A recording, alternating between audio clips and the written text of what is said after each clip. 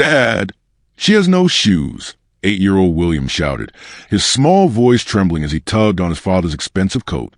The boy's wide eyes were locked on the sidewalk ahead, where a little black girl sat curled against the cold concrete.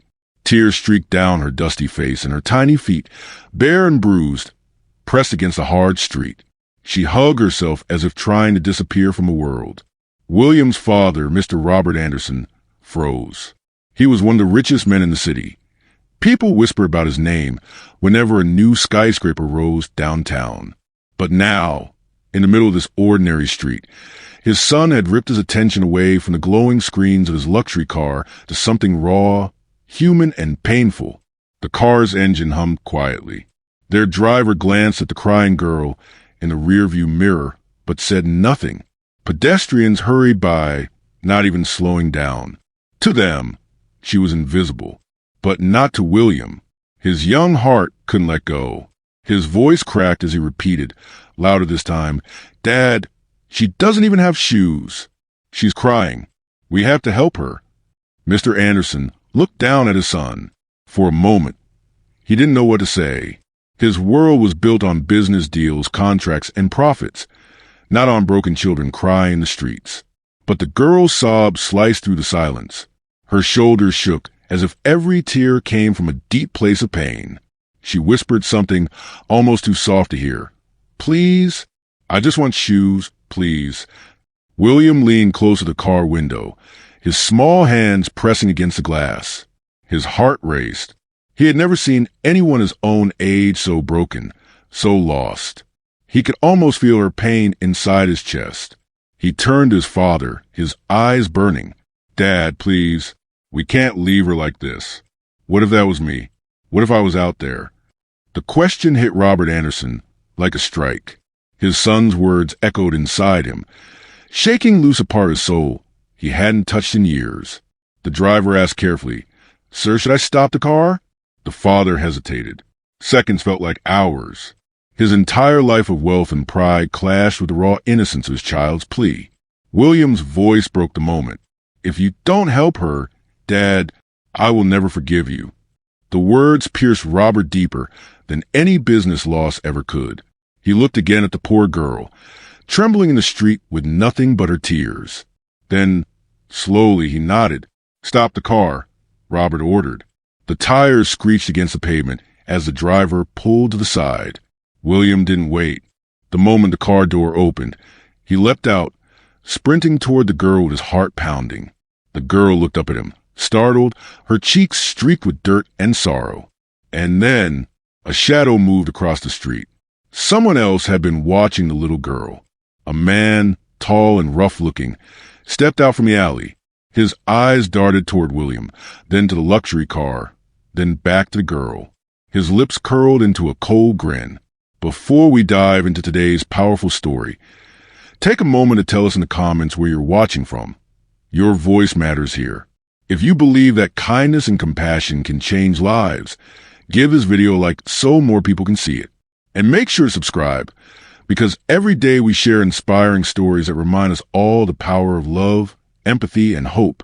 Robert stepped out of the car just in time to see the stranger approaching. "Dad," William whispered, his voice shaking. "He's coming." Robert's heart slammed in his chest. He had no idea who this man was, or what he wanted. But one thing was clear. This was no ordinary night. And in that moment, standing between his son, a crying barefoot girl, and a stranger with dark intentions, Robert Anderson realized his life was about to change forever. The man's shadow stretched long across the sidewalk, creeping toward William and the crying barefoot girl. Robert's heart pounded, but then the stranger stopped just a few feet away. His grin faded as he glanced around. A passing police siren wailed in the distance, making him hesitate. After a tense moment, he spat on the ground and walked back into the alley, disappearing into the night. The danger had passed, for now. Robert let out a breath he didn't even realize he'd been holding. He looked at his son, still kneeling beside the girl. William's small hand reached toward her, offering comfort. "It's okay," William whispered softly. "You're safe now." The girl blinked up at him. Her eyes were wide, full of pain and fear, but something in the boy's gentle tone made her stop crying for a second. Robert slowly approached, crouching down beside them. For the first time in years, he didn't feel like a billionaire, a powerful man, or a figure of respect. He felt like a father, and a witness to something his money had never taught him. "What's your name, sweetheart?" Robert asked carefully. The girl hesitated, hugging her knees tighter. "Tasha," she said in a shaky voice. William smiled softly. "Hi, Tasha. My name is William. This is my dad." Robert nodded. "Hello, Tasha. Why are you out here all alone? Where's your family?" At his question, her face crumpled again and she shook her head. I don't have shoes," she whispered, as if that explained everything. "My mom's gone. My daddy never came back. I don't have nobody." The words pierced the night air like broken glass. William's lip trembled. He turned to his father with pleading eyes. "Dad, we have to do something. She can't stay here. She'll freeze." Robert's mind raced. He wasn't used to situations without contracts, deals, or figures. This was raw life. It was messy, complicated, and heartbreaking. Still, something in his son's urgency shook him awake. He looked down at Tasha again. She was skin and bones, her small frame shivering in the cool night. Her bare feet pressed against the cold pavement, bruised and scraped. "Come with us," Robert said firmly. "We'll get you warm. We'll get you food." Tasha's eyes widened. "Why, you mean in your car?" "Yes," Robert said, extending his hand. "You don't have to be afraid. We'll take care of you tonight." For a moment, she didn't move. She stared at his hand like it was something unreal, something she'd only dreamed of. Then, slowly, she reached out. Her small fingers curled around his. William's face lit up with relief. "See, Dad? She trusts us." Together, they helped Tasha into the luxury car. The leather seats looked too clean, too rich compared to her torn clothes. She sat stiffly, as if afraid to touch anything. The driver glanced at Robert through the rear-view mirror. His eyes asked the question Robert's own mind echoed. "What now?" "Home," Robert said. The driver nodded and pulled away from the curb. The ride was quiet. William sat close to Tasha, his young face full of warmth. He kept whispering little reassurances. "You're safe. We'll get you shoes. My mom makes really good soup. You'll like it." Tasha barely spoke, but the way she leaned ever so slightly toward him showed she was listening. Robert stared out the window, his thoughts spinning. His world had been built on walls. Big gates, tall fences, expensive locks. But tonight, a single barefoot child had broken through those walls and forced him to face something real. When they pulled into the grand driveway of the Anderson estate, Tasha's eyes grew wide. The mansion's tall windows glowed with golden light, like a castle. She whispered, This is where you live?" "Yes," William said proudly. "And now it's where you'll be safe, too." The heavy front doors opened as Mrs. Anderson stepped out. Emily Anderson was a graceful woman with warm eyes, though she often felt overshadowed by her husband's empire. Her gaze fell immediately on the small girl, clutching William's hand. "Robert," she said softly, sensing the weight of the moment. Who is this?" Robert hesitated. His whole life, words had always come easily when signing deals or negotiating terms. But now he felt clumsy, unsure. Finally, he said, "Her name is Tasha. She has no shoes. She has no one. We couldn't leave her there." Emily's eyes softened. She knelt before the girl, offering the kind of smile only a mother could give. "Sweetheart," she said gently, "you're safe now. Come inside." For the first time, Tasha's lips curved into the tiniest smile. The night unfolded slowly. Emily brought out a blanket, wrapping it around Tasha's thin shoulders. A hot bowl of soup was placed in front of her at the long dining table. She ate carefully, as if afraid the food might vanish. William sat beside her, cheering her on. "See? It's good, right? Mom's soup is the best." Robert stood back, watching. Something stirred in him. He had seen his son happy before, during birthdays, Christmas morning vacations, but this was different. William wasn't happy because of a gift or a game. He was happy because someone else was safe. And Robert realized he had almost missed it. When Tasha finished eating, William tugged at his father's sleeve. Dad, can we buy her shoes tomorrow? Real ones that fit? Robert nodded slowly. Yes, we'll go first thing in the morning. Tasha's eyes shone with tears. Nobody's ever cared like this. Emily touched her cheek softly. They do now. The calm of the evening carried them all the way to bedtime. Tasha was given a warm guest room, far bigger than any space she'd ever had before. She lay down on the bed, her tiny hands clutching the blanket like treasure. William refused to leave until she smiled. Good night, Tasha, he whispered. Tomorrow's going to be better. I promise. Her voice was soft but steady. Good night, William. Robert and Emily tucked William into his own bed afterward. But Robert couldn't sleep. He wandered into his office, staring at the rows of files and contracts. For years, his focus had been on making his empire larger. Yet none of those papers had ever filled him with the feeling he had tonight. The image of Tasha's bruised feet haunted him. His son's words echoed over and over. Dad, she has no shoes. But just as he began to think the night's trials were over, a sound jolted him. Knock, knock, knock. It was loud, heavy, and urgent. Robert stiffened. At this hour, who could possibly be at the door? He moved quickly down the hallway, his chest tight. Emily peeked out of the bedroom, her face worried. The knocking grew louder. Finally, Robert opened the front door. And there, standing in the shadows of the porch, was the same man they had seen in the alley. His eyes glinted with something dangerous. You got something that belongs to me, the man growled, his voice cold. Robert's blood ran cold. Tasha, the man said. The girl, hand her over. The night air felt heavier than ever as Robert stood frozen at the doorway. The man's eyes were sharp, wild, like someone who had nothing to lose. His words echoed in Robert's ears. You got something that belongs to me. For a moment, Robert didn't know what to say. Behind him, Emily whispered, Robert, who is he? Her voice trembled with fear. William peeked around the corner, his small eyes wide.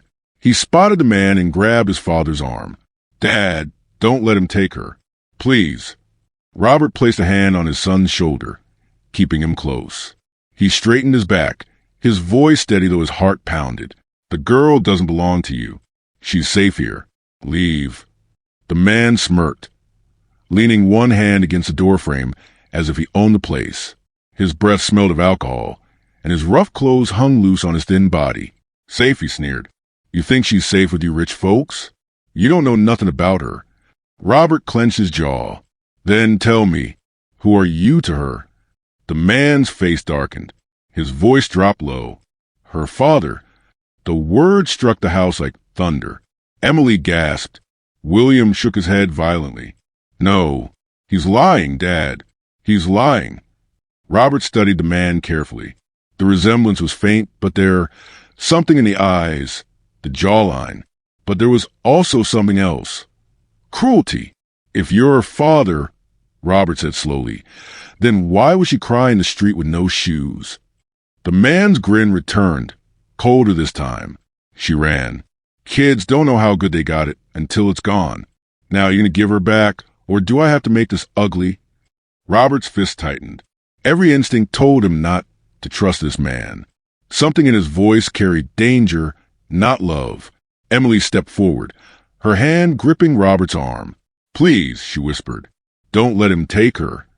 Robert looked at William, whose eyes begged him for courage. Finally, Robert said firmly, you're not taking her tonight. Come back with proof, papers, records, anything. Until then, she stays here. The man's face twisted with rage.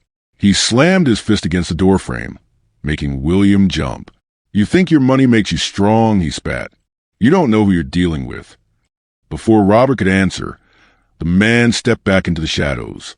This ain't over, he growled, then disappeared into the night. The silence that followed was thick and heavy. Emily shut the door quickly, locking it tight. William clung to his father's leg, his voice shaking. Dad, he's not her real father. I know it. He's bad. Robert knelt to face his son. We'll figure this out. But you were right. We can't let her go with him, not until we know the truth. Emily's eyes filled with worry. What if he comes back? He will, Robert admitted, his tone hard, and we'll be ready. The next morning, the house looked the same, but everything felt different. Robert hadn't slept. His mind had replayed the man's words over and over. Tasha came down the stairs in one of Emily's soft dresses. It hung a little loose on her small frame, but her face lit up shyly when she saw William waiting. "Good morning," William said brightly. "We're going to get you shoes today, remember?" Tasha nodded, though her smile faded when she noticed Robert's tense face. Did something happen last night?" she asked quietly. Robert exchanged a glance with Emily. He knelt beside Tasha. "A man came here. He said he's your father. Is that true?" Tasha froze, her eyes filled with tears. She shook her head violently. "No, he's not my daddy. He hurt my mom. He hurt me. I ran away." William's jaw dropped. Emily covered her mouth. Robert felt his chest tighten. "He hurt you?" Tasha nodded, trembling. "He drinks and yells, and sometimes," her voice broke, "please don't let him take me back." Robert placed a gentle hand on her shoulder. "No one will take you if you don't want to go. You're safe here, Tasha. I promise." William squeezed her hand. "See? I told you. My dad keeps his promises." Later that day, Robert drove them into town. The shoe store was filled with rows of sneakers, sandals, and boots. For Tasha, it was like walking into a dream. Her eyes sparkled as she tried on a pair of bright red sneakers. She giggled softly when she wiggled her toes inside. They fit," she whispered, as if she couldn't believe it. William clapped his hands. "Perfect. You look awesome, Tasha." Robert stood back, watching. For the first time, he saw real joy in her eyes. Something stirred in him again, something he hadn't felt in years. It wasn't pride or power. It was purpose. When they left the store, Tasha clutched the shoe box like treasure. But just as they reached the car, Robert froze. Across the street, leaning against a lamppost, was the same man. His eyes locked on them. He wasn't smiling this time. He looked angry, focused. Tasha gasped and ducked behind Robert. "It's him," she whispered. The man pushed off the lamppost and started crossing the street. Traffic blared around him, but he didn't care. His eyes were fixed on them. Robert's pulse quickened.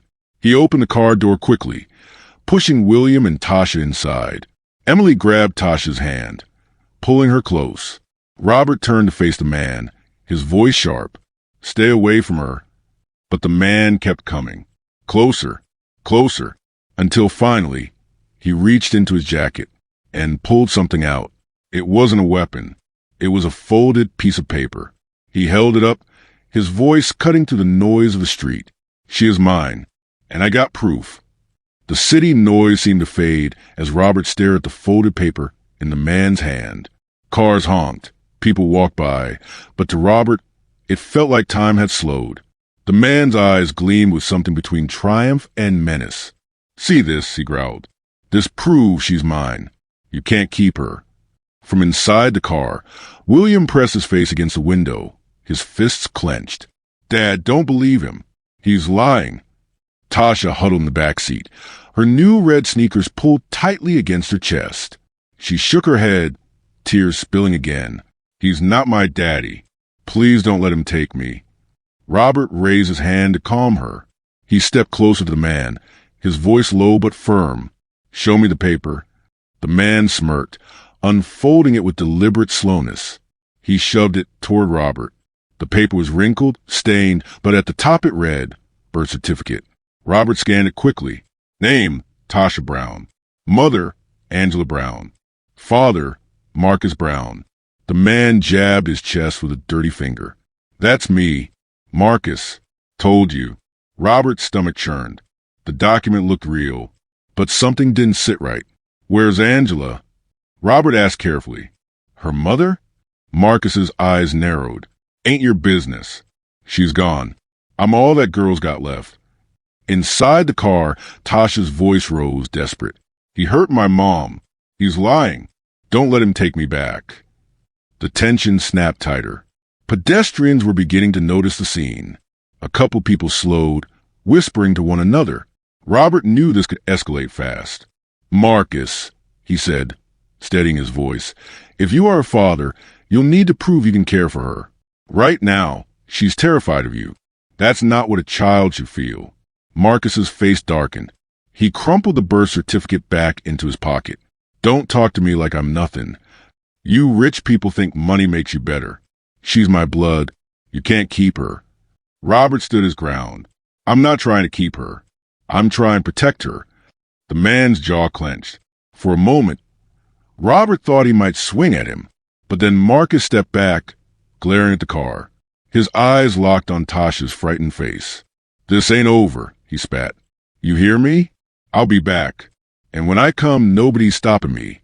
He turned and stormed down the street, disappearing into crowd. The ride home was silent.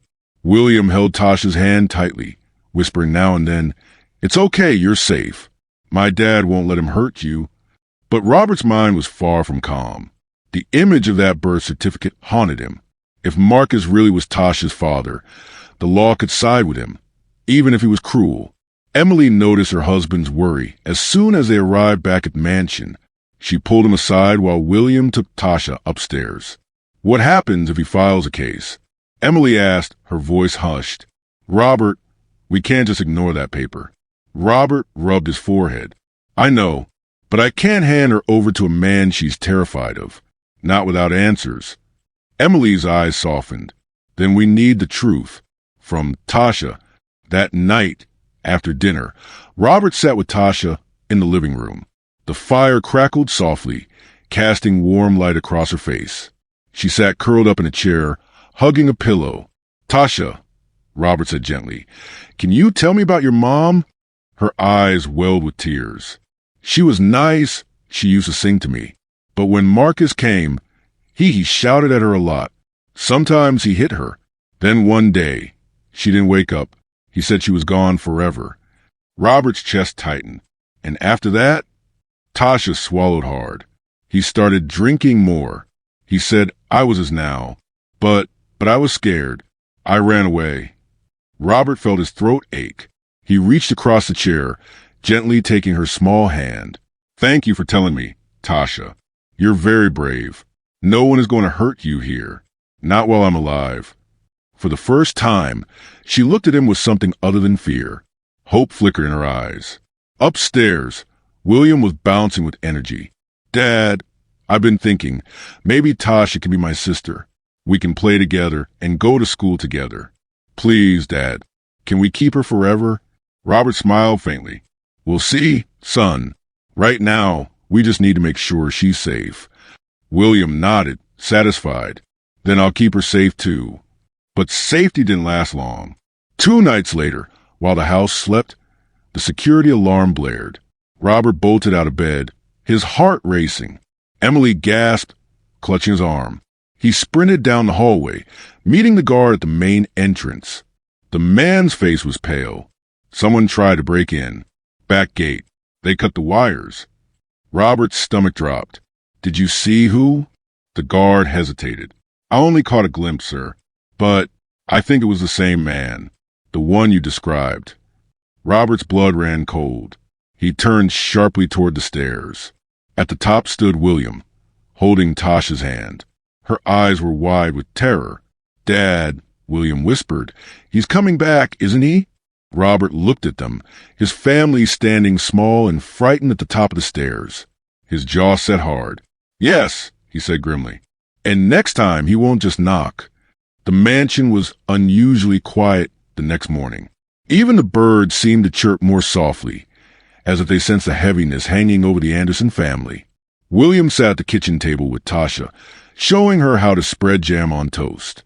She laughed shyly when she smeared too much and dripped it onto the plate. For a brief moment, the 2 children looked like any ordinary pair of friends. But Robert's mind was far from calm. He stood at the window, staring at the long driveway. Every shadow looked suspicious. Every sound made him tense. The image of Marcus's twisted grin haunted him. Emily placed a gentle hand on his arm. "Robert, we can't live in fear. We have to do something." "I know," he said, his voice low. "I called a lawyer this morning. If Marcus tries to claim custody, we'll be ready. But legal papers take time, and he isn't waiting. Emily nodded, her eyes troubled. Then we have to make sure the kids feel safe, especially Tasha. Robert turned, watching the two children giggle over their messy toast. A small smile tugged at his lips, but it didn't last. He knew safety was fragile. Later that afternoon, Robert decided to give the children some peace. "Let's go to the park," he suggested. "It'll be good to get some fresh air." Tasha hesitated at first. "What if he finds us there?" William squeezed her hand. "Don't worry. My dad will protect us. And besides, I'll be with you." His words made her smile. Slowly, she nodded. The park was alive with children playing, parents chatting, and the sound of laughter echoing through the air. For the first time since meeting Tasha, Robert saw her truly relax. She ran across the grass with William, her new red sneakers flashing in the sunlight. Emily and Robert sat on a bench, watching them. "Look at her," Emily whispered. "She looks like a child again." Robert nodded, his chest tight. "She deserves this. Every child does." For a while, it felt normal, peaceful, but peace never lasted long. As the children played near the swings, Robert noticed a man lingering by the far edge of the park. His posture was stiff, his eyes hidden beneath a cap. Robert's instincts flared. He leaned forward, studying the man carefully. Something about the way he stood, too still, too focused, sent a chill down his spine. Emily followed his gaze. "Robert, is that—" "I don't know," Robert muttered, "but I'm not taking chances." He rose from the bench, walking slowly toward the playground. His eyes never left the stranger. At that moment, Tasha looked up and froze, her face drained of color. "William," she whispered, tugging his sleeve. "It's him." William's heart jumped. He followed her gaze and saw Marcus, standing at the park's edge, his eyes locked on them. Robert's pace quickened. "Kids, come here," he called, his voice sharp. William grabbed Tasha's hand, pulling her toward his father. She stumbled, panic rising in her chest. "He found me," she cried. "He always finds me." Marcus began walking forward, weaving through the crowd with purpose. His eyes were cold, unblinking. Parents turned, sensing something wrong. A few children stopped playing, their laughter fading into uneasy silence. Robert reached the kids, pulling them close. Emily hurried over, her face pale. "Marcus." Robert's voice boomed across the park. "Stay back." But Marcus didn't stop. His stride grew faster, his hand slipping into his jacket. Gasps rippled through the crowd. Someone shouted, "Call the police." Robert's pulse thundered. He shoved William and Tasha behind him, his body shielding them. "I said stay back." Marcus stopped only a few feet away, his grin wide and dangerous. He pulled his hand from his jacket. For a terrifying moment, Robert thought it was a weapon, but instead, Marcus held up a small photograph. He waved it like a weapon anyway. "See this," he snarled. "That's her and her mama. Proof she's mine. You can't hide her from me." Tasha whimpered, her knees shaking. "No, no." The crowd murmured, uneasy. Some people stepped closer. Others pulled their children away. Robert's voice was like steel. "This ends here, Marcus. You're scaring her. You're scaring everyone." Marcus's grin faltered. His eyes flicked around, noticing the growing attention. But instead of backing down, he stepped closer, his voice low and venomous. "You think you can take my blood and keep her? You think your money protects you? You have no idea who you're dealing with." Suddenly, he lunged. The crowd screamed. Robert shoved the children behind him as Marcus grabbed at his arm. The photograph fluttered to the ground. Chaos erupted.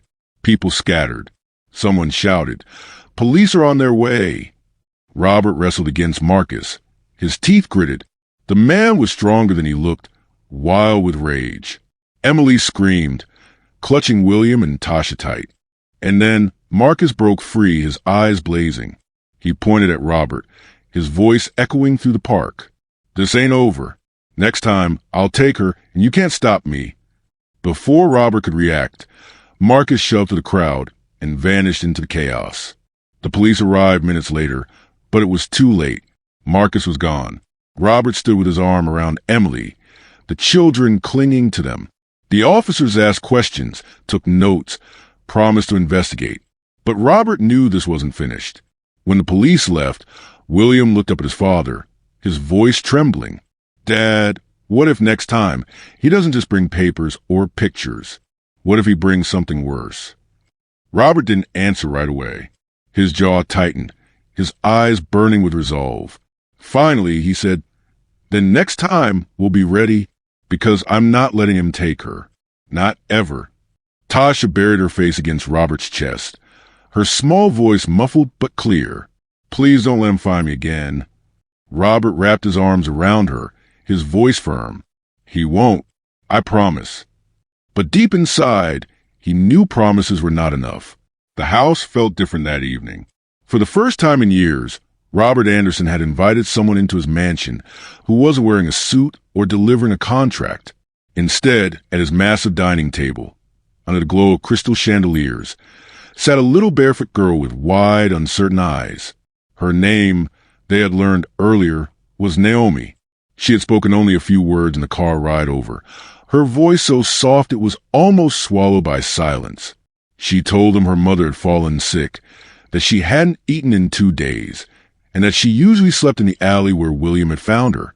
Now, Naomi sat nervously, her back straight as if she didn't belong. The silver forks, polished plates, and velvet chairs seemed too heavy for her small frame. She picked at her hands, afraid to touch the food that lined the table. William noticed. He nudged his father. "Dad, she's not eating." Robert cleared his throat. His voice was careful, softer than his usual commanding tone. "Naomi, you don't have to be afraid. This food is for you. Go ahead." Naomi's eyes flickered to him, then to William, who smiled and pushed a bread basket toward her. Slowly, with trembling fingers, she picked up a slice. She bit into it. Her lips quivered, her throat worked to swallow, and then her eyes filled with tears. "Is it not good?"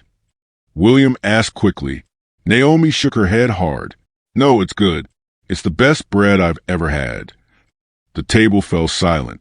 Robert shifted in his chair, uncomfortable at how those words, simple and innocent, hit him harder than any business rival ever had. For Naomi, bread was not ordinary. For William, food had always been an afterthought. For Robert, it was an expense written off without a second thought. But to Naomi, it was treasure. Robert sat back, staring at the little girl. Something inside him stirred, something buried deep under years of wealth and distance. For a moment, the great billionaire felt small. Later that night, after Naomi had eaten until her tiny stomach could take no more, William showed her around the house. She touched everything carefully, as if afraid it would break. Her little fingers brushed the polished banister, the velvet curtains, the framed family portraits on the wall. She paused in front of one photograph. Robert, his wife who had passed years ago, and a much younger William. Naomi tilted her head. "Is that your mom?" she asked quietly. William nodded. "Yeah, she died when I was little." Naomi's face softened. She looked at him differently then, with a kind of understanding far too deep for a child her age. "I don't have a dad," she whispered. "It's just me and Mama. But now she's sick." William's throat tightened. He wanted to hug her, to promise her it would all be okay. Instead, he said the only thing he could. "You're not alone anymore. Not while I'm here." Naomi's eyes filled again, but this time it wasn't sadness. It was something else. Something lighter. Hours passed. Naomi was given a guest room, smaller than William's, but bigger than anywhere she had ever slept. She curled into the soft blankets, her body sinking into comfort she had never known. For the first time in months, she felt safe. But safety is a fragile thing. Downstairs, Robert paced the study, a glass of untouched whiskey on his desk. He stared out the tall windows into the night. His thoughts raced. Bringing Naomi here was more than charity. Something about her had pierced through the armor he had built around his heart. But what now? Would her mother survive? What would happen if she didn't? And then the phone rang. Robert picked it up. His face went pale. "Mr. Anderson," a strained voice said, "this is a hospital. It's about Naomi's mother. We need you to come quickly." Robert's hand tightened around the receiver. His chest grew heavy. "What happened?" he asked. The voice on the other end hesitated, then finally said, "She may not have much time left." Robert froze. His heart pounded. Upstairs, Naomi was fast asleep, clutching the blanket like a lifeline. She had no idea that her world was about to collapse. Robert gripped the phone tighter. He had a choice to make: wake her and tell the truth, or protect her from the pain until he knew more. But one thing was certain: tomorrow would change everything. Morning sunlight poured into Mansion's guest room, spilling across Naomi's small frame as she stirred awake. For a second, she forgot where she was. The soft blankets, the smell of fresh pancakes wafting from the kitchen, the quiet hum of a house that felt alive. It was nothing like the cold street she was used to. For the first time in a long time, she had slept without shivering. William burst into the room, full of boyish energy. "You're awake. Come on, breakfast is ready." Naomi sat up slowly, rubbing her eyes. "Breakfast?" she asked, as if the word itself was a luxury. "Yeah, Dad told the chef to make whatever we wanted. I asked for pancakes, eggs, bacon. Oh, and orange juice. You gotta try it." Naomi blinked at him. "All that just for breakfast?" William grinned. "Of course. That's normal." Naomi gave a faint smile. "Not for me." Her words settled heavily between them. William tried to brush it off, pulling her toward the hall. "Well, it is now. You're with us." Downstairs, Robert was already seated at the long dining table. His usual morning routine, reading the financial section, answering business calls, was abandoned. Instead, his eyes lingered on Naomi as she slid shyly into her chair. He watched her stare at the plates of food, her hands folded tightly in her lap. She didn't move until William filled her plate himself. Only then did she pick up her fork. Robert noticed how she chewed slowly, savoring each bite like it was her last. "Naomi," he said gently, "do you know where your mother is right now?" Her fork paused midair. Her dark eyes flickered with uncertainty. "At the hospital," she whispered. "But I don't know if she's okay." Robert exchanged a look with William. The truth sat heavy in his chest. The hospital had called him late last night, warning him that Naomi's mother might not survive much longer. He hadn't told Naomi yet. He didn't know how. William leaned forward. "Dad, can we go see her today?" Naomi's face lit up instantly. "Really? Can we?" Robert hesitated. His son's eyes were pleading. Naomi's were hopeful. For a moment, he saw two children waiting for him to give an answer that would change everything. Finally, he said, "Yes, we'll go today." The drive to the hospital was quiet. Naomi pressed her face against the car window, staring at the passing streets. Her tiny hands fidgeted with the hem of her borrowed dress, one of William's mother's old charity clothes, pulled from a forgotten closet. William tried to cheer her up. "Don't worry. Hospitals are where people get better, right, Dad?" Robert forced a smile.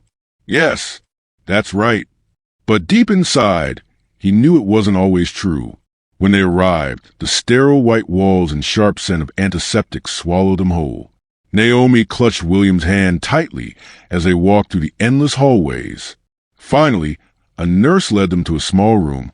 Inside, Naomi's mother lay on the bed, frail and pale, tubes snaking into her arms. Her breathing was shallow, each rise and fall of her chest fragile as glass. "Mom," Naomi's voice cracked as she rushed to the bedside. Her mother's eyes fluttered open. A weak smile spread across her lips. "Naomi, my baby." Naomi buried her face against her mother's hand, sobbing softly. William stood close, his throat tight, while Robert remained at the doorway, watching. The mother's eyes lifted toward Robert. For a moment, the two adults locked eyes, one wealthy beyond measure, the other broken by poverty and sickness. Her lips trembled as she whispered, "Thank you for bringing her here." Robert felt a lump in his throat. He hadn't expected gratitude. But then, the heart monitor beeped sharply. "Doctor!" the nurse shouted, rushing forward. Naomi screamed, clutching her mother's hand tighter. "No, Don't leave me, Mama. Please. Robert froze. His instincts as a businessman had no power here. His fortune, his influence, it all meant nothing in this room. The doctors pushed past him, working frantically to stabilize the frail woman. Naomi turned, her tear-streaked face desperate, her voice breaking. Mr. Anderson, please. You're rich. You can save her, can't you? The word stabbed Robert deeper than any accusation. His son looked up at him too, eyes wide, silently asking the same question. Robert's chest tightened. He had no answer. The monitor's alarm screamed louder. And then, suddenly it went flat. The sound of flatline filled the room like a scream no one could silence. Naomi's small body shook as she clung to her mother's lifeless hand. Her cries echoed to the hospital walls, raw and piercing. Please, Mama, don't go. Please, she begged, her voice breaking until it turned into sobs too heavy for her tiny chest. William's eyes filled with tears. He had never felt so helpless. He wanted to take Naomi's pain away, but all he could do was stand beside her, his hand trembling as it reached for hers. Robert Anderson stood frozen. His heart pounded in his chest, but his feet refused to move. For a man who controlled empires, who made decisions worth millions with a single phone call, he felt utterly powerless. The doctor lowered his eyes, pulling the sheet gently over Naomi's mother. I'm sorry, he said softly. Naomi let out another cry, collapsing onto bed. The room seemed to grow smaller, suffocating with grief. They stayed at the hospital long after the machines had gone silent.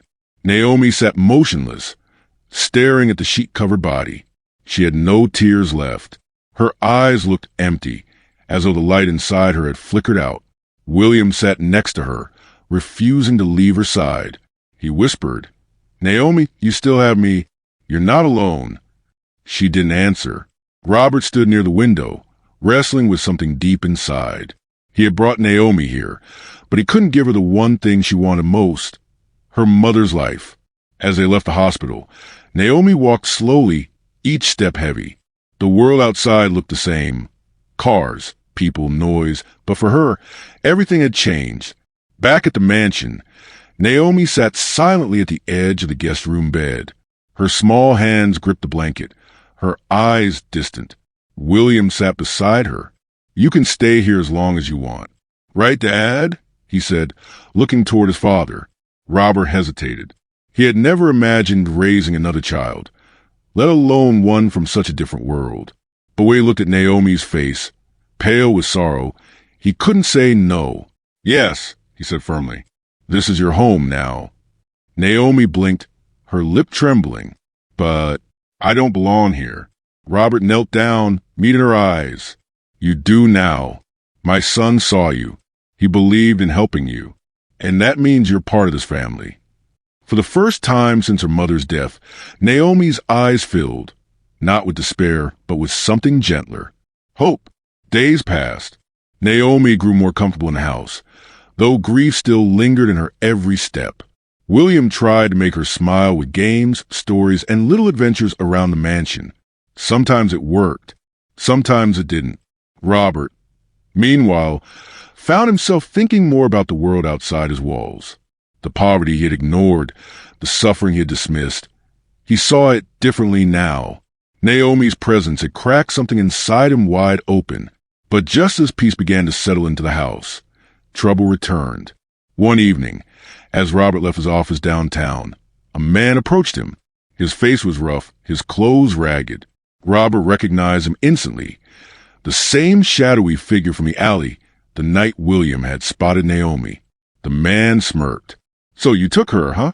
The little barefoot girl. Interesting choice. Robert's blood ran cold. What do you want? The man stepped closer, his eyes narrowing. What's it worth to you keeping her safe? Robert's fists clenched. He had thought Naomi's pain ended with her mother's death. But now, standing in the darkened parking lot, he realized the parking garage was nearly empty, its echoing silence broken only by Robert Anderson's footsteps. He had just locked up his office for the night when the stranger stepped out from behind a concrete pillar, blocking his path. The man was the same one from that night on the street, the one who had lurked near Naomi in the alley before everything changed. His scruffy beard, hollow cheeks, and restless eyes made him look like someone used to the shadows. Robert froze, his instincts sharpening. "You again?" The man smirked. "Took you a while to notice." Robert squared his shoulders, his voice calm but edged with warning. "What do you want from me?" The man leaned against a pillar, casual but calculating. "Not much. Just what's fair. You've got the girl now. She's in your big fancy house, isn't she?" Robert's jaw tightened. "Her name is Naomi." The man chuckled darkly. "Naomi. Pretty name. But names don't matter on the street. What matters is survival. And out there, she used to survive because of me." Robert's brows furrowed. "Survive? By sitting in an alley, crying with no shoes?" The man's grin widened, but his eyes flashed with anger. "You think you saved her. You think you're her hero. But you don't know what I did for her, Anderson.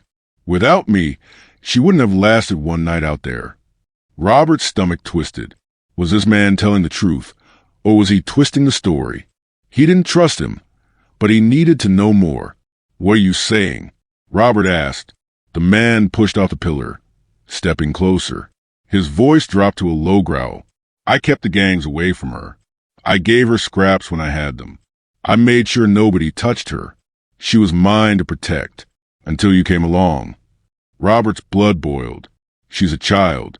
She doesn't belong to anyone, least of all you." The man laughed coldly. "Maybe not in your world, Mr. Billionaire, but in mine, everything belongs to someone. And now that you've taken her into your shiny mansion, that makes her valuable. People are starting to talk." Robert's chest tightened. He hated where this was going. Valuable? To who? The man's grin grew wider. "To anyone who knows you. A rich man suddenly playing father to a street kid? That smells like opportunity. And if you don't want trouble, Anderson, you'll pay." Robert clenched his fists. "Is this blackmail?" The man's voice hardened. "Call it what you want. I call insurance. You want her safe? Then you make it worth my while. Otherwise," he let the word hang, filled with unspoken threats. For the first time in years, Robert felt a cold fear crawl down his spine. This wasn't business negotiations in a boardroom. This was darker, more dangerous. And Naomi was at the center of it. That night, Robert couldn't sleep. He stood at the window of his mansion, staring out at the city lights. Inside the house, William and Naomi slept peacefully, unaware of the storm brewing outside. He thought of Naomi's tear-streaked face at the hospital, begging him to save her mother. He thought of William's fierce words. "If you don't help her, I'll never forgive you." And he thought of the man in the parking garage, threatening the fragile sense of safety Robert had just begun to build for them. For the first time, Robert realized this wasn't just about kindness anymore. It was about protection, about family, and he wasn't sure he was ready for the fight. The next morning, Naomi came downstairs slowly, her eyes still heavy with grief. She wore a pair of new shoes William had insisted she pick out yesterday. A simple pair, but they fit her perfectly. William noticed her right away. "Hey, they look great on you," he said brightly. Trying to cheer her up, Naomi gave a faint smile. "They're the first shoes I've ever had that were really mine." Robert, sipping his coffee at the table, heard her words and felt something twist in his chest. How many things had he taken for granted? Shoes, food, shelter, all the things Naomi had never truly known until now. But his quiet moment shattered when the security guard entered the dining room. "Sir," the man said urgently, "there's been activity outside the gate." Robert looked up sharply. "What kind of activity?" The guard hesitated. "A man, rough-looking. He's been lingering there since dawn. Says he's waiting to talk to you." Robert's stomach sank. He knew exactly who it was. William frowned. "Who is it, Dad?"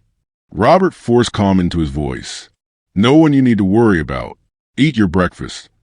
But Naomi froze, her fork halfway to her mouth. Her eyes widened with recognition. "I know who it is." Both Robert and William turned to her. Naomi's voice trembled. "That man, he's the one who used to watch me. He said he was protecting me. But sometimes he scared me." Robert's hands tightened on the coffee cup. He could see the fear flickering in her eyes. "Don't worry," he said firmly. "He's not going to hurt you. Not while I'm here." But even as he spoke, he wasn't sure he believed it. That afternoon, Robert made a decision. He met the man outside the mansion gates. The stranger leaned against the fence, smirking as if he owned the place. "Nice house," he said, his voice dripping with sarcasm. Robert didn't waste time. "What do you want from me?" The man's eyes glinted. "I told you. A little payment for my trouble. Let's say 10,000. That should keep me quiet for now." Robert stiffened. "And if I don't?" The man leaned closer to the gate, his voice low and threatening. "Then maybe the newspapers will be interested. Billionaire takes in homeless black child after mother's death." Headlines like that get messy. People start asking questions. "And if I hint that she's not safe here," he shrugged, "well, the whole city will be watching." Robert's jaw tightened. This wasn't just blackmail. It was extortion, and it could destroy Naomi's fragile peace. He turned to leave, his voice like ice. "You'll get nothing from me." The man called after him, his grin widening. "We'll see about that. Remember, Anderson, she was mine first." That night, Robert sat William and Naomi down in the living room. He looked at Naomi, her small frame curled against the couch, and felt the weight of the truth pressing on him. But how could he tell her? How could he explain that her past was trying to follow her into her new life? William, always sharper than his father expected, noticed his hesitation. "Dad, is something wrong?" Robert sighed, his shoulders heavy. "There's someone from Naomi's past. He's trying to cause trouble." Naomi's eyes widened. "It's him, isn't it?" she whispered. "The man from before?" Robert nodded slowly. Tears welled in Naomi's eyes. He said I owed him, but I never wanted him near me. He scared me." William clenched his fists. "Dad, we can't let him near her. We have to protect her." Robert looked at both children, the fear in Naomi's eyes, the determination in William's, and felt a surge of resolve. "You're right," he said firmly. "I won't let anyone hurt either of you. Not ever." But even as he made that promise, a chill ran down his spine, because he knew the man wasn't going to stop. And 2 nights later, his fear came true. It was past midnight when the sound of breaking glass shattered the silence of the mansion. The security alarm screamed through the halls. Robert bolted from his room, William stumbling behind him. "Naomi!" Robert shouted, racing down the hall. They burst into her room, just in time to see the shadow of a man climbing through the window. Naomi sat up in bed, frozen in terror. The man grinned wickedly. "Told you she was mine." Robert's heart pounded as he stepped in front of Naomi and William, his voice sharp and furious. "You made the biggest mistake of your life." The mansion security alarm shrieked like a warning siren, bouncing off the marble walls and echoing through every corner of the house. Robert Anderson's heart thundered in his chest as he stood between the shadowed intruder and the 2 children he had sworn to protect. Naomi clutched the blanket to her chest, her eyes wide with terror. William, though trembling, stepped closer to her, shielding her with his small body. The man's grin gleamed in the pale moonlight, seeping through the broken window. Glass shards crunched under his boots as he stepped forward. "I told you, Anderson," he hissed, his voice low and cruel. "She was mine first. You don't just take what doesn't belong to you." Robert's fist tightened, his voice like steel. "She is not yours. She's a child, and you will not touch her." The man laughed, a harsh, mocking sound. "You think your money makes you powerful out here? On the streets, money means nothing. Fear does. And Naomi knows who she belongs to." Naomi's voice broke as she cried out, "No, I don't belong to you." Her words trembled through the room, but the man only smirked, his gaze darting between Robert and the terrified children. "You've been spoiled a few days and now you think you're free," he sneered. "But freedom doesn't come easy, little girl. And you, Anderson, you don't understand the price yet." Suddenly, heavy footsteps thundered down the hallway. 2 of Robert's hired security guards burst into the room, weapons drawn. "Sir," one barked, "step back. We'll handle this." But the intruder moved fast. With a wild swing, He knocked a lamp off Naomi's nightstand. The room plunged into deeper shadow. He grabbed a shard of glass and held it up, glinting dangerously. "Back off," he snarled, "or she comes with me." Naomi whimpered, shrinking into William's side. Robert felt a surge of rage, his protective instincts drowning out all fear. "No one is taking her," Robert said coldly. The guards edged closer, but Robert raised a hand, stopping them. This wasn't just about physical danger. This was about power, about showing Naomi that her nightmare would no longer control her. Robert locked eyes with the man. "You want money? Is that it? You think threatening a child will get you what you want?" The man's grin twisted into something darker. "Money, respect, a piece of your perfect little world. Because if I can't have that, then I'll take her back to mine." He lunged toward Naomi. Everything happened in seconds. William screamed. Naomi froze. The man's arm stretched out, reaching for her wrist. But Robert moved faster than he had in years. He slammed into man with the full weight of his body, driving him backward into the broken window frame. The shard of glass clattered to the floor. The intruder roared, swinging wildly, but Robert caught his arm, twisting it hard until a crack echoed through the room. The guards seized their chance, pinning the man to the ground. He kicked and cursed, his voice dripping with fury. "You think this is over, Anderson?" he shouted.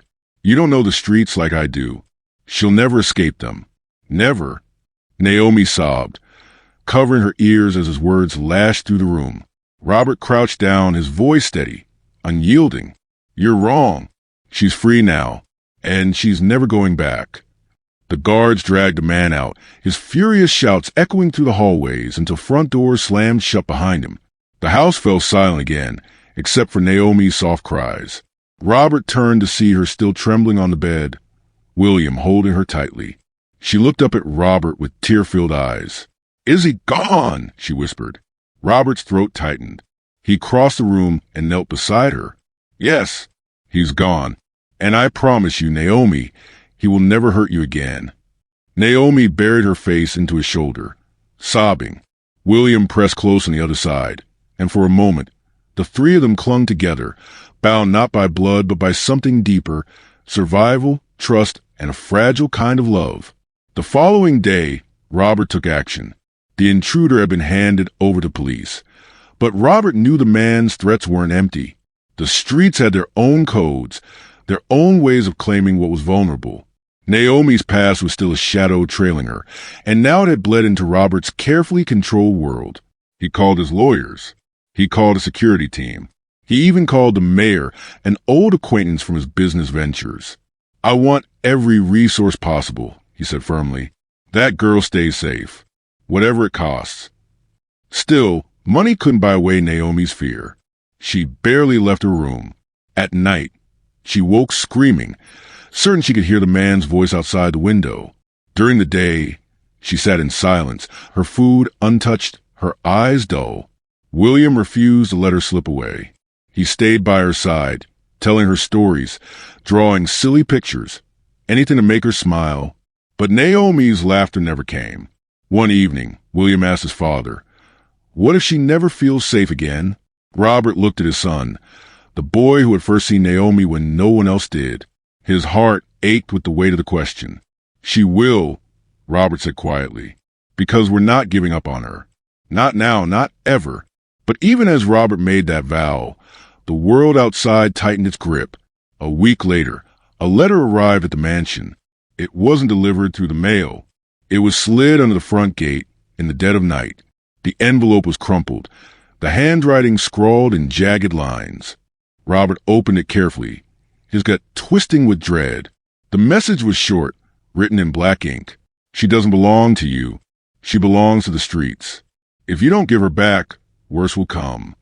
Beneath the words was a crude drawing, a girl's figure crossed out with an X. Robert's hands shook as he folded the paper. His mind raced with possibilities. This wasn't just one man. This was something bigger. When he showed the note to Naomi, she turned pale. Her lips quivered. "It's not just him," she whispered. "There were others. Sometimes they watch me too." Robert's chest grew heavy. He realized then that the man who had broken in wasn't just some random predator. He was part of something larger, a network that fed off children like Naomi. William's fist balled at his sides. "Dad, we can't let them take her. We have to fight back." Robert nodded, his jaw set in determination. "We will." But deep inside, fear clawed at him. For the first time, he realized this wasn't just a fight for Naomi's safety. It was a war. That night, Robert stood in Naomi's doorway, watching her sleep. Her tiny chest rose and fell under the blanket. Her face, peaceful for once, looked so fragile it broke his heart. He thought of his late wife, of the promises he had failed to keep when she passed. He thought of William, growing braver by the day. And he thought of Naomi, who had lost everything yet still carried a flicker of hope. He whispered to himself, "I will not let them take her." But downstairs in the darkness of the mansion's gates, a figure lingered. A pair of eyes watched the house. And then, slowly, a second figure appeared beside the first. Naomi wasn't being hunted by one man. She was being hunted by many. The mansion was no longer a place of peace. Ever since the letter arrived, Naomi jumped at every sound, every creak of the floorboards, every hum of the security cameras. Every knock at the door sent her heart racing. She often sat in her room with the curtains pulled tight, clutching her stuffed bear. One William had given her the night after the break-in. The bear stitching was already fraying from how tightly she held it. Robert doubled security. Guards now patrolled the grounds day and night. The iron gates that had once been a symbol of wealth and prestige now felt like prison bars, separating them from the world, but also locking them inside their own fears. But Robert knew security cameras and guards weren't enough. He'd spent his life in boardrooms, negotiating deals worth millions. He'd battled competitors, crushed hostile takeovers, and outsmarted rivals. But this was different. This wasn't about money or contracts. This was about Naomi's life. And for once, he wasn't sure his power was enough. One afternoon, Robert sat in his study, the letter spread out on his desk. He'd read it 100 times, memorizing every jagged word. His lawyers had advised him to hand everything over to the police. But Robert had been in business long enough to know that some systems moved too slowly. He couldn't wait for bureaucracy to protect Naomi. A knock at the door pulled him from his thoughts. William peeked inside. "Dad, can I come in?" Robert nodded. His son stepped in, looking more serious than a boy his age should ever have to. He sat across from Robert, his eyes flicking to the letter. "Is it true," William asked softly, "that there are more people after her?" Robert hesitated, then sighed. "Yes, it looks that way." William's jaw tightened. "Then we have to do something, not just hide behind guards. We have to stop them." Robert studied his son. William's voice trembled slightly, but there was fire in his eyes. It reminded Robert of his late wife, the same quiet strength, the same refusal to back down. "You're braver than you know, son," Robert said quietly. "I'm not brave," William muttered. "I'm scared. But Naomi's more scared. And if we don't fight for her, who will?" The words hit Robert like a hammer. His son was right. He couldn't keep treating Naomi as just a victim to protect. She was a child, yes, but she needed something more than walls and guards. She needed proof that she wasn't powerless anymore. That evening, Robert gathered Naomi and William in the living room. The grand chandelier cast a soft glow, but the air felt heavy with unspoken fears. Naomi sat curled on the sofa, knees to her chest. William sat beside her, his hand resting gently on hers. Robert stood before them, his voice steady. "I need to tell you both something," he began. "The man who came here wasn't acting alone. There are others. People who think they own Naomi. People who want to drag her back into the life she escaped." Naomi flinched, burying her face in her arms. Robert crouched down so he was eye level with her. "But listen to me," he continued. "They're wrong. You don't belong to them. You're free now. And I swear to you, I will protect you with everything I have. But I need you to trust me. Both of you." Naomi peeked up at him, her eyes red. "But what if they come back?" she whispered. "Then we'll be ready," Robert said firmly. William straightened, his young voice strong. They won't take you, Naomi. Not while we're here. Naomi looked between them, at Robert's unyielding gaze, at William's determined face. For the first time in days, a flicker of hope touched her expression, but hope was fragile. The next night, the mansion's gate intercom buzzed. A guard answered, but the voice that came through chilled everyone inside. We know she's there. You can hide behind your walls, Anderson, but you can't hide forever. She belongs to us. The guard demanded identification, but the voice only laughed before the line went dead. Robert raced to the security room. The cameras showed a black SUV idling just outside the gate. The license plates were covered with duct tape. The tinted windows revealed nothing. Within minutes, the vehicle drove off into the night. But the message was clear. They were being watched. Days passed with no further incident, but the tension hung thick in the air.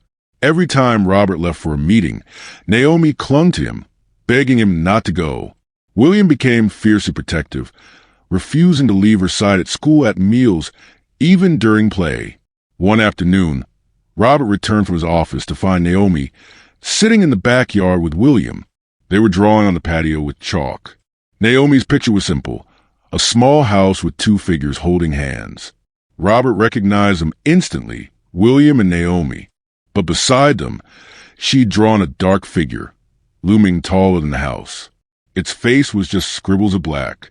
Robert's chest ached at the sight. Naomi looked up, eyes wide with guilt.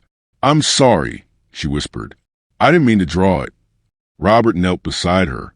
"Don't apologize," he said gently. "You're brave for putting it on the ground instead of keeping it inside. That's how we fight shadows. We bring them into the light."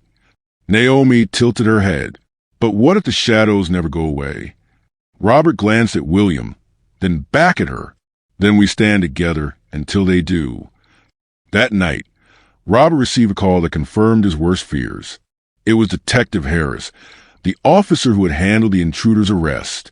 His voice was grim. "Anderson, we've been digging. The man who broke into your house isn't just some drifter.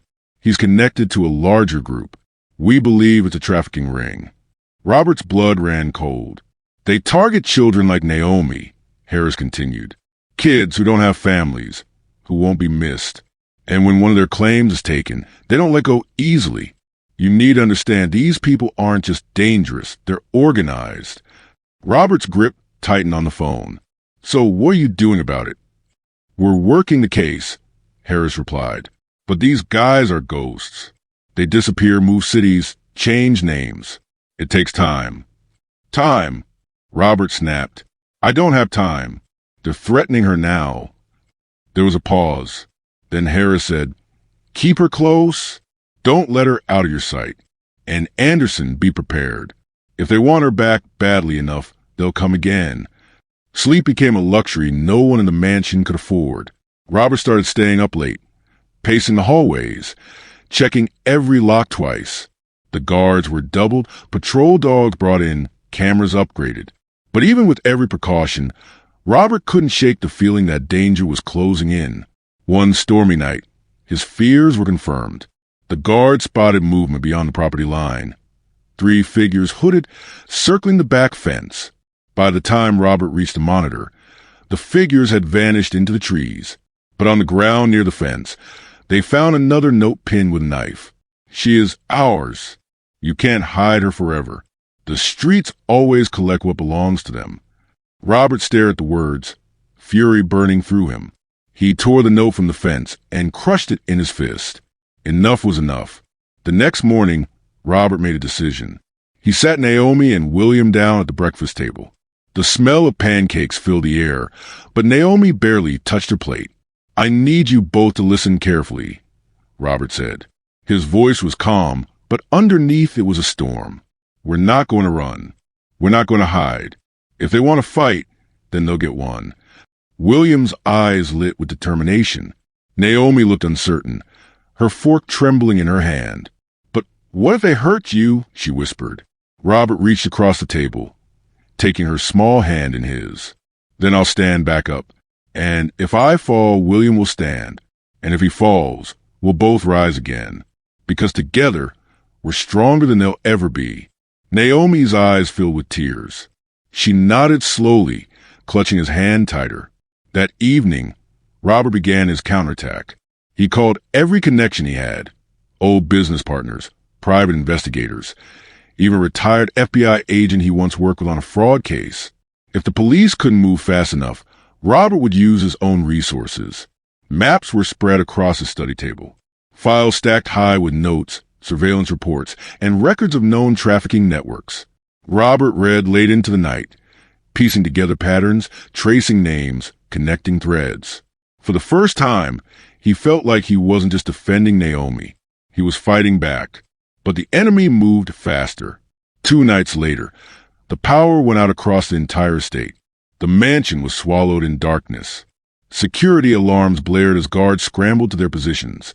Naomi screamed from her room. The sudden blackout, sending her into panic. Robert raced upstairs, William already holding Naomi in his arms. "It's okay," William whispered. "I've got you.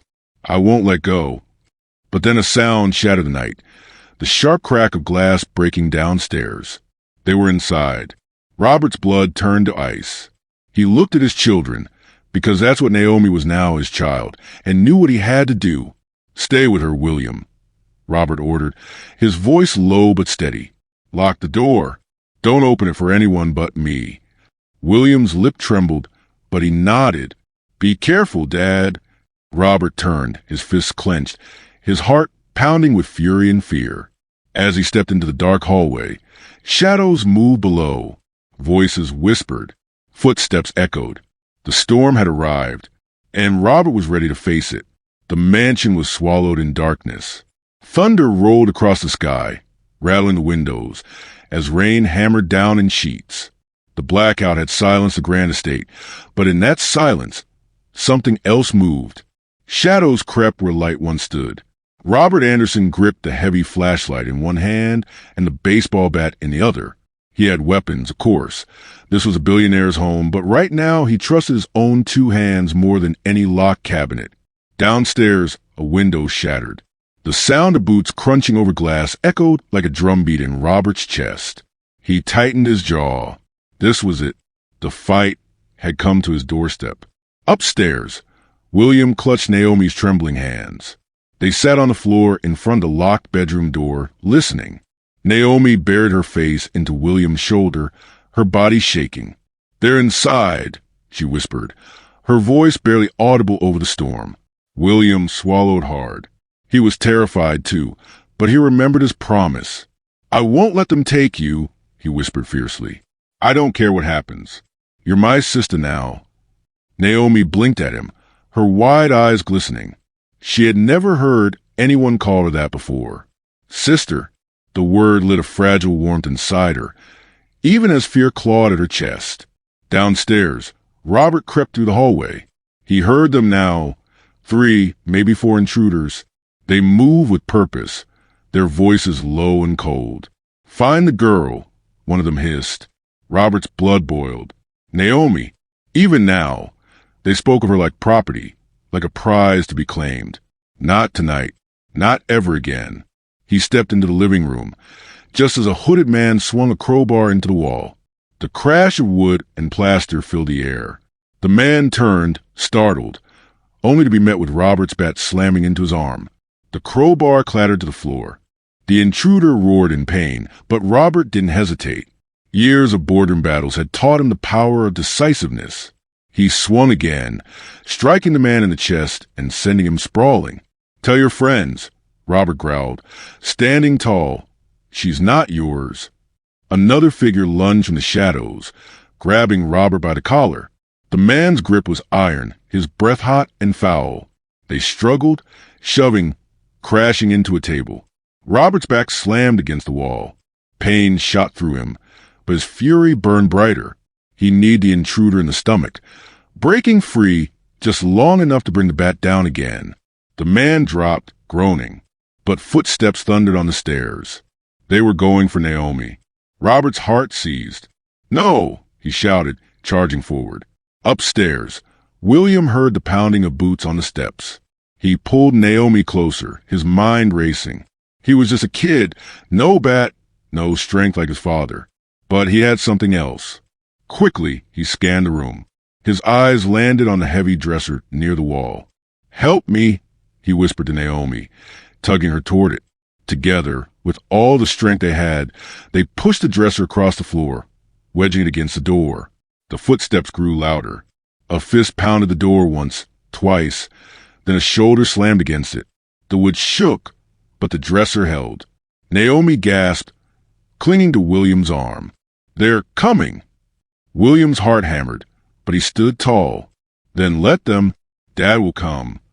Downstairs, Robert raced toward the staircase, just as a third intruder appeared at the top. Their eyes locked. The man sneered. "You can't keep her. She belongs to us." Robert's rage exploded. "She belongs to no one," he thundered, charging up the stairs. The intruder swung a knife, but Robert caught his wrist, slamming it against the banister. The blade clattered to the floor. The two men grappled, their struggle rocking the staircase. For a terrifying second, Robert lost his footing.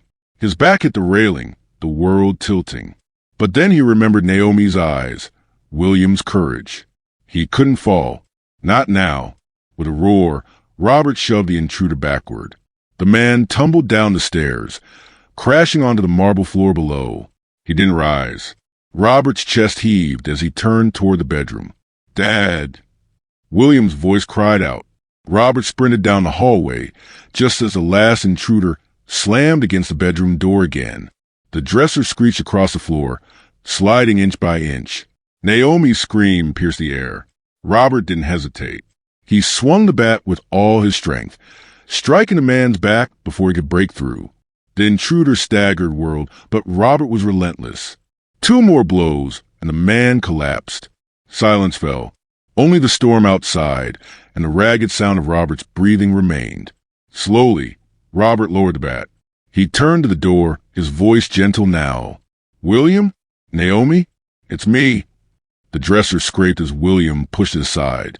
The door creaked open, revealing his son, face pale, eyes wide, but standing tall with Naomi clutched against him.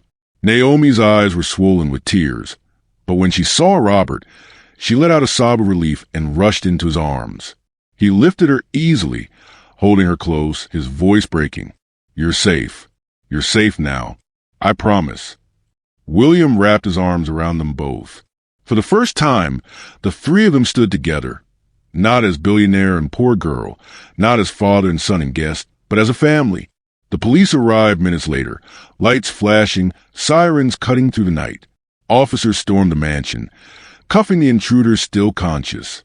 Detective Harris himself stepped inside, surveying the wreckage. His sharp eyes softened when he saw Robert standing with Naomi and William huddled close. "You fought them off," Harris said, almost in disbelief. "I protected my family," Robert replied firmly. Naomi's small hand clutched his shirt tighter.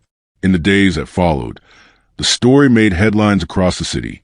A billionaire defending a poor, orphan girl from a trafficking ring. It was the kind of story that captured hearts. But Robert didn't care about headlines. He cared about Naomi. He sat with her through her nightmares, walked with her in the gardens when she was afraid of the shadows, and reminded her every day, "You're safe. You belong here." William never left her side. He taught her how to ride his bike, how to play his favorite video games, even how to swim in the backyard pool. Naomi laughed again, small laughs at first, then louder, freer as the days passed. One evening, as the sun set in shades of gold, Naomi turned to William and whispered, "You saved me." William shook his head. "No, we saved each other." Weeks later, Robert stood before a crowded auditorium. It was a fundraiser he had organized himself, not for his company, not for profit, but for children like Naomi. He spoke plainly, his voice carrying to every corner of the room. "For years, I lived in comfort while others suffer outside my gates. My son opened my eyes to a simple truth, that kindness is worth more than any fortune. A child with no shoes, no home, no hope deserves more than pity. They deserve family. They deserve love. And it's on us, all of us, to give it." The audience rose in applause, but Robert's eyes were on Naomi, sitting in the front row beside William. She smiled at him, her smile still shy, but brighter now, filled with life. Robert smiled back, because he knew the truth. Naomi wasn't just a girl his son had saved on the street. She was his daughter. That night, as they sat together in the mansion's living room, Naomi curled up between Robert and William. The fire crackled in the hearth. "Dad," William asked suddenly, a mischievous glint in his eye. "Yes, son? Remember when I first told you? Dad, she has no shoes." Robert chuckled softly, pulling Naomi closer. "I'll never forget it." Naomi giggled, her laughter light and free.